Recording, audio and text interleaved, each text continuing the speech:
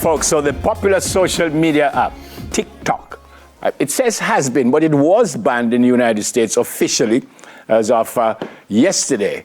But due to talks between the app's current owner and the incoming president, Donald Trump, services apparently been restored to some users.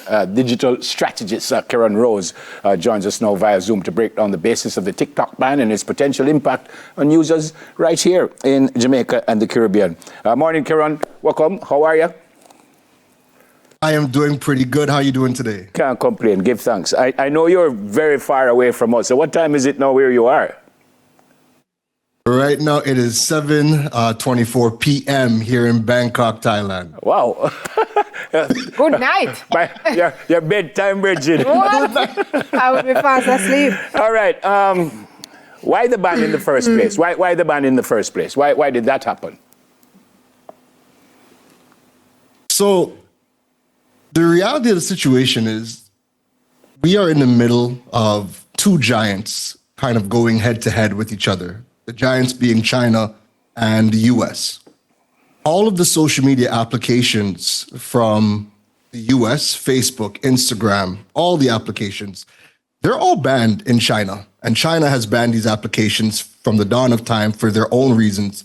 A big part of it is citing security reasons. They also want to maintain control over the information that the Chinese people consume. So they have an equivalent of every single social media app from the US. They have their own Chinese equivalent, right?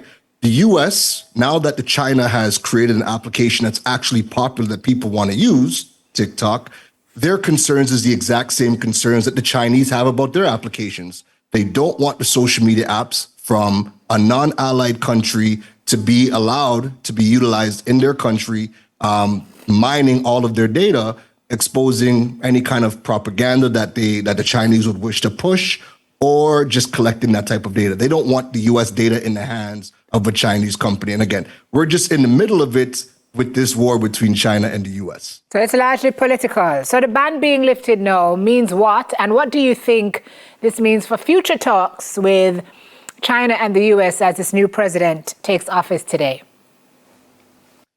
I hope you have your popcorn. I think it's going to be extremely interesting because this service got turned back on, but it got turned back on for one reason. Trump came out and straight up said he wants to have it turned on and give TikTok a 90-day extension to go ahead and sell the platform to the US. Yeah. Or they will be outlawed from the US and they have to turn off. So the whole goal of Trump is to have TikTok sold to an American entity. Did he say sell to the US or did he say 50% stake? Yeah, he said 50%.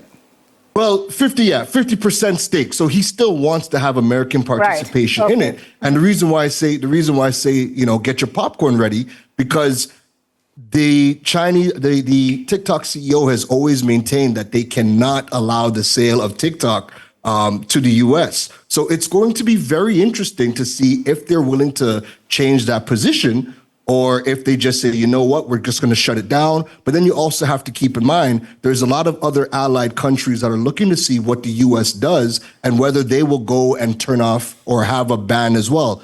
The Canadian, well, we know Justin Trudeau from Canada is stepping down, but Pierre Poilievre, who is set to, if all things kind of flow the way they're supposed to, he's going to be the person to kind of replace Trudeau. He has come out and said he is looking at the US situation to see whether or not Canada will be following suit with their ban. And he's already instructed everybody in government to remove TikTok and stop using it. Forgive my ignorance, but what's the benefit of the United States having 50% of the ownership? What's the benefit of that? They can see whether or not the data is being sold to the Chinese or given to the Chinese. Again, this is kind of like the updated version of the Cold War between China and the US, right? So they don't want each other to have each other's data. So at least if they own 50%, they can see and have some control over whether or not the Chinese governments have access to any of that data. And I really believe it's more about having that oversight. But then also, they're going to have access to the same data as well to do what they want to do. Yeah, in the meantime, other platforms are benefiting, no? Red Note is looking good for many people. No? True. No? Well, this is what I think is really interesting as well. So everybody ran away from TikTok. TikTok refugees ran over to Red Note. TikTok Red Note, refugees. 100%. TikTok refugees ran away to Red Note. Red Note being a actual Chinese-owned company, right? But I don't think, and I mean, this is where time will tell. Do people run back to TikTok now that it's back up and running? Or do they abandon Red Note? Again, I will see. But what I would think is that I hope this serves as a wake-up call to everybody. I mean, if you've been around since the early 2000s, we have seen the rise and fall of many social media platforms. The goal for all content creators and businesses is to use the social media channels while they're here, but really focus and prioritize building out your own platforms because you are in control of your own platforms and you can build that up. All right, good way to end the interview. Thanks for speaking with us. Go get some sleep now. And some popcorn. Absolutely. I will. Up in here. Thanks, Karen. God bless you. Thank you for having me. Yeah, man. Yeah. Digital strategist Karen Rose. Second edition of News in 5 is next. More interviews on the other side of that. This is Smile Jamaica. We'll be right back after this.